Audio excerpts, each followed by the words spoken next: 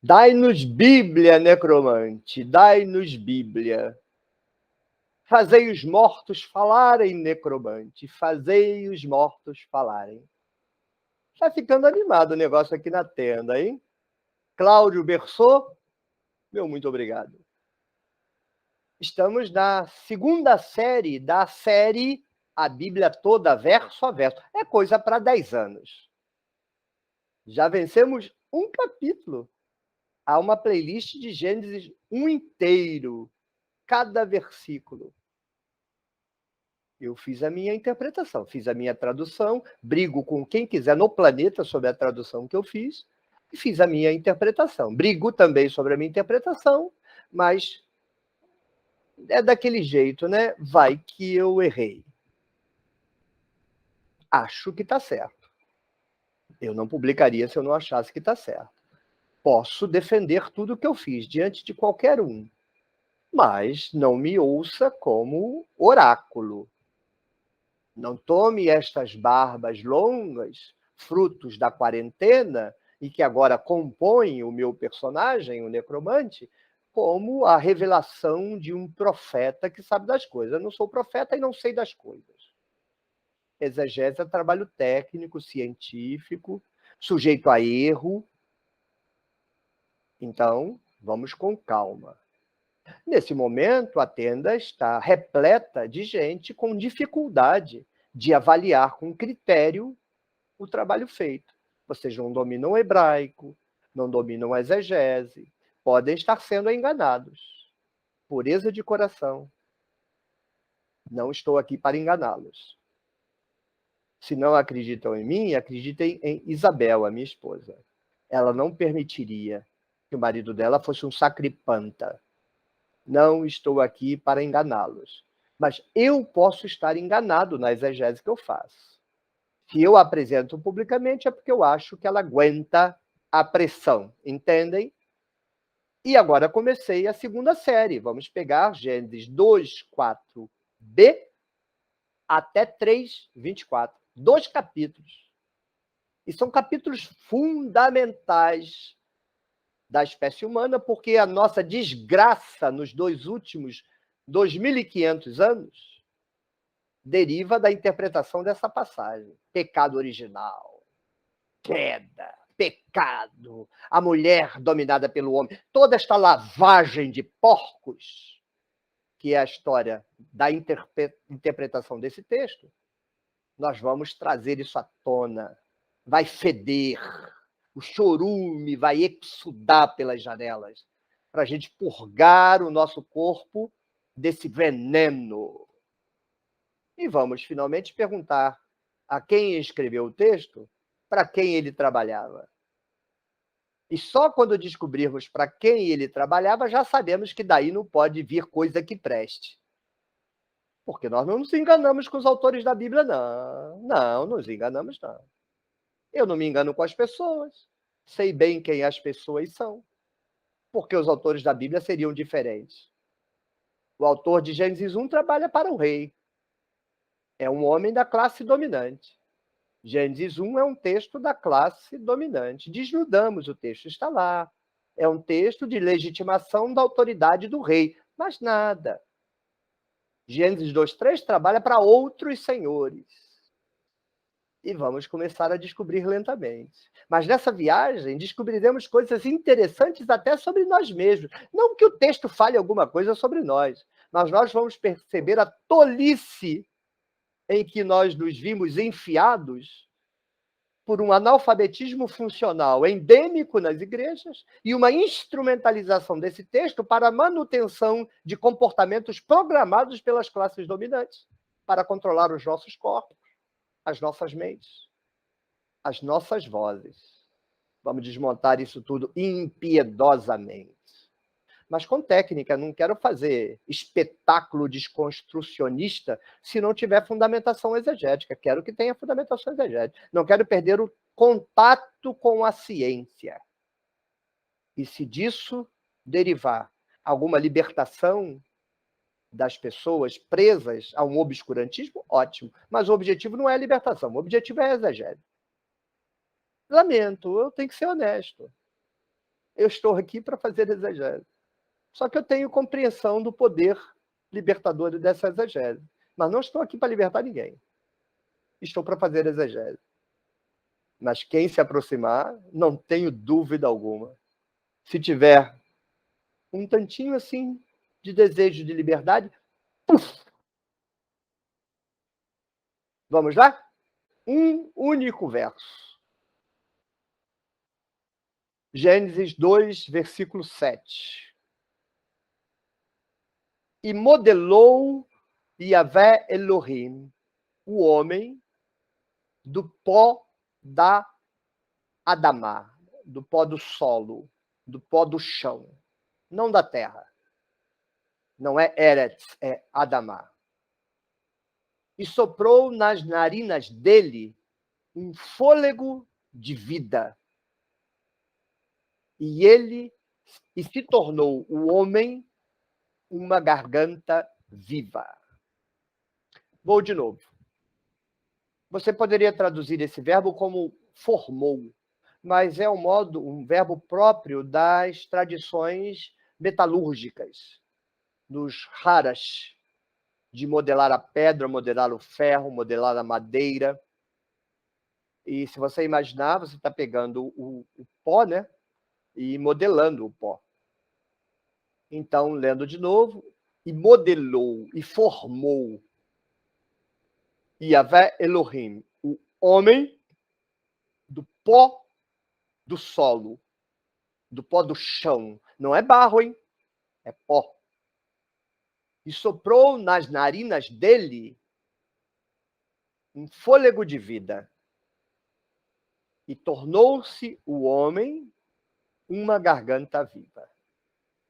Belíssimo texto, belíssimo texto. Mito. Belíssimo mito. Agora vamos destrinchá-lo. O Adão de Gênesis 2 não tem nada a ver com o Adão de Gênesis 1. O Adão de Gênesis 1 representa, na origem, quando foi escrito o texto, ele representa o rei. Assista a playlist de Gênesis 1. Ah, você não concorda? Ótimo. Entra na fila. No outro lado, Gênesis 2, Adão não representa mais o rei. Isso é muito simples. Em Gênesis 1, quem está escrevendo o texto é o rei. Óbvio que não é o rei com a própria mão, é o escriba do rei. Mas tudo ali espelha a cultura da monarquia e os interesses da monarquia. E o rei se projeta no Adão. O rei está projetado em Adão. O rei é Adão, o primeiro criado, que tem o domínio da criação, cuja população são seus filhos. Então, Adão é a projeção do rei. A projeção de quem escreve, de quem patrocina, de quem financia, de quem manda a narrativa ser produzida. No caso de Gênesis 2:3, não. Adão não é a projeção de quem escreve. Adão é a projeção de quem escreve quer controlar. E nós já descobriremos mais à frente. Só anote esta diferença. O Adão de Gênesis 1 é uma projeção de quem está escrevendo a narrativa. O Adão de Gênesis 2, não. É a projeção daqueles que quem está escrevendo a narrativa quer controlar. Por isso, o Adão de Gênesis 1 tem um papel proeminente. Ele tem o domínio da criação. E o Adão de Gênesis 2 tem um papel de condenado, de amaldiçoado, de humilhado por Yahvé. Porque esta é a condição em que quem está escrevendo a narrativa quer colocar o Adão. Então precisamos perguntar quem é o Adão. Isso ficará revelado mais à frente. É indiscutível. Então não vamos antecipar, sejamos pacientes e vamos lidar com o que temos. O que temos, ele é feito do pó da terra. Em Gênesis 1 não há nenhuma referência, ele é feito do pó da terra. Enquanto o Adão de Gênesis 1 é a Tselem, a Demut do Deus, o modelo desse Adão é o que está no mais alto. O Adão de Gênesis 1 vem do mais baixo. E naquilo que está mais baixo, no que é mais baixo, pó. A primeira linha já declara que este Adão não é mais o rei. Quem será? Numa escala social, imagine, é quem está embaixo. É a barriga do jacaré. É o Adão. Quem será naquela sociedade? Aí você pensa assim, veja como funciona uma exegese histórico-social indiciária. Quem está no topo da sociedade? Quem é o modelo? Quem cujo corpo representa o divino? No século VI, o rei. Use o mesmo procedimento operacional. Quem está no ponto mais baixo da sociedade no século V? Quem será? O camponês. É tão óbvio. Mas ficará mais claro daqui a pouco, porque a maldição dele se incidirá sobre o trabalho dele. Tirar o pão com o trabalho no campo. É o camponês. Por enquanto, a gente nem se dá conta, mas já poderia dar, se você tiver 2 bons par de olhos e, quem sabe, 32 neurônios. Muito bem, ele é feito do pó da terra. Feito do pó da terra, ele não tem vida. Já fez boneco de pó? Você bota um pouco d'água, faz um barro, faz o boneco. Ele não anda, você já reparou? Não respira. O boneco de Yahvé também não respira. É um boneco de pó. Está lá, um boneco de pó. Tem formato, tem cabeça, tem braço, tem perna, barriga, igual o Yahvé. Yahvé tem cabeça, tem braço, tem perna. Yahvé modela o bonequinho com a mão. Mas aí o que Yahvé vai fazer? Sopra nele um fôlego de vida. O que Yahvé joga dentro de Adão é o fôlego de vida. Já direi, não tem nada a ver com alma. Não existe alma nesse texto. A explicação desse movimento está na sequência do verso. E Adão se tornou uma garganta viva. Qual é o desenho? Lá está o bonequinho parado. Bonequinho. Eu sou o bonequinho de barro. Mexe, bonequinho. Respira, bonequinho. Aí a véia pega o bonequinho. Aí o boneco.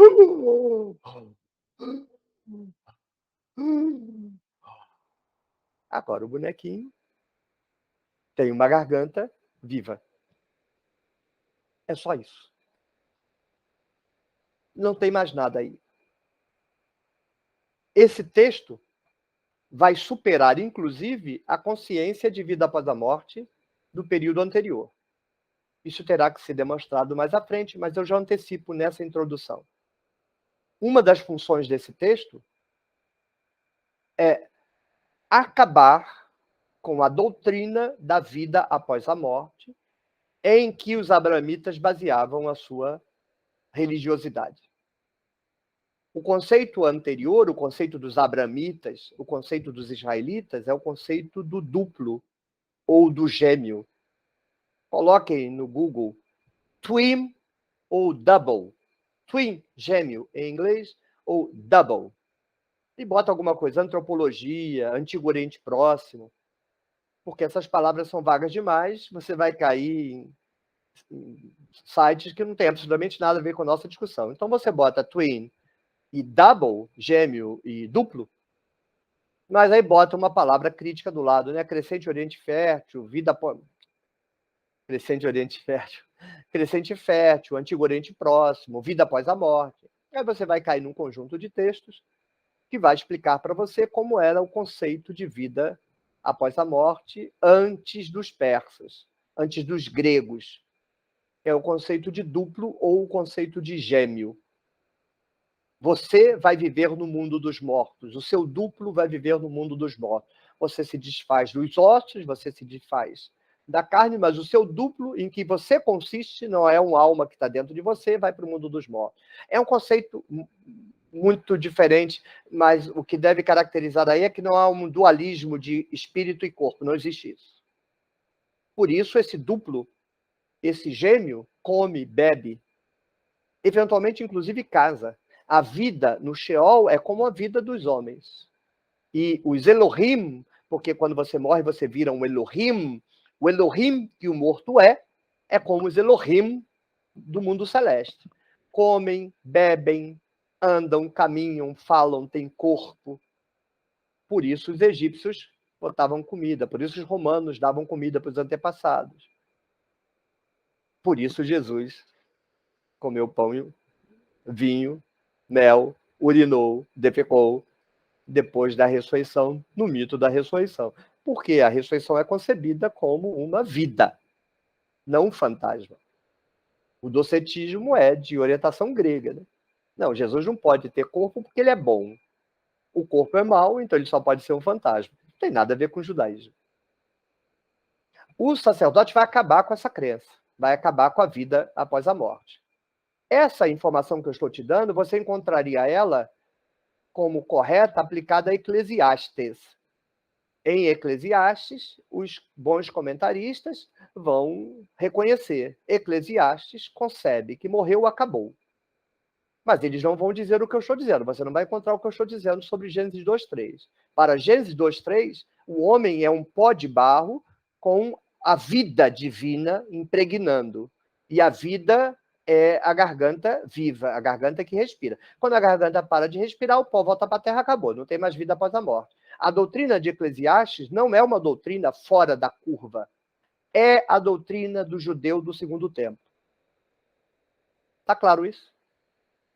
Então, esqueça a história de que o Adão de Gênesis 2 é um bonequinho que tem uma alma dentro. Esqueça a história de que em Gênesis 2 você tem um bonequinho que quando morrer vai para o Sheol. Não vai mais. Os sacerdotes acabaram com o Sheol. E como o Sheol era um mito, ninguém vai para Sheol mesmo, eles acabaram com o mito do Sheol. As pessoas continuarão sem ir para o Sheol, porque não iam antes e não vão agora. Mas elas viverão sem acreditar que ao morrer irão para o Sheol. É óbvio que os judeus antes acreditavam que ao morrer iam para o Sheol e não iam, porque é mito. Mas o que mudou são as implicações psicológicas, antropológicas, sociológicas de uma vida baseada na crença de que quando você morrer, você continua vivendo. Mas agora o judeu vive numa sociedade em que quando ele morrer, acabou. Por isso, os fariseus mais à frente serão desesperadamente agarrados à ressurreição. Por isso, a ressurreição é a doutrina mais importante do Novo Testamento. Porque aí sim a morte foi vencida. Onde está a morte, o seu aguilhão? Você nunca entendeu esse versículo. Porque a morte era uma ilusão, a alma sobrevivia. Não, não tinha alma, não tem vida após a morte. Para o templo de Jerusalém? Não. Para um fariseu que aceitou a ressurreição, para ele, profundamente a sua psique foi transformada. Tudo foi transformado. Continuarei a viver depois de morto. Porque antes da ressurreição, todas as crianças que cresceram no segundo templo aprenderam com o sacerdote e com a mamãe e com o papai. Morreu, acabou. Morreu, o pó volta para a terra. E o sopro volta para Deus. Tchau, tchau. Até o próximo vídeo. Dá-nos Bíblia, necromante. Dá-nos Bíblia. Espero que dentro de 1, 2, 3 anos eu não precise dar Bíblia para ninguém. Que vocês tenham a competência de fazer isso sozinhos. Trabalharei para isso. Mas enquanto não tem, dai-nos Bíblia, necromante. Fazei os mortos falar, necromante. Tchau, tchau.